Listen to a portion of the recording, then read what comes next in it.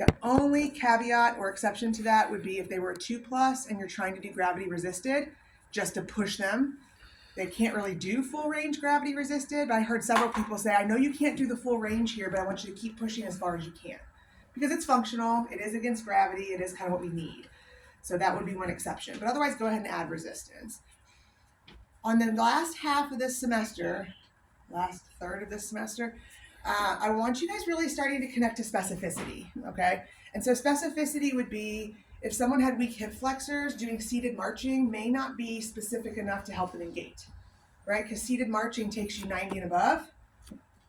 Flexion for gait is 0 to 30, right?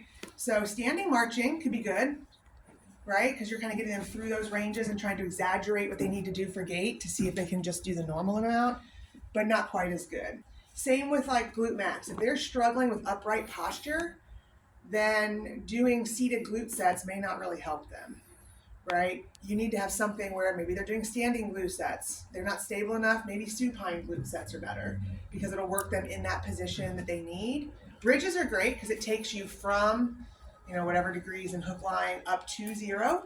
So that's great. Standing extension. So you're just trying to think of things that would be more specific to that. Glute med. I'm just giving a bunch of examples. These are not set in stone. It's just to start to set a tone. Glute med. When is glute med a problem in gait? Weight bearing or non-weight bearing? Weight bearing. Weight bearing. If they are really weak, then doing sideline hip abduction or clamshells is fantastic. But we want to get them in, we need closed chain.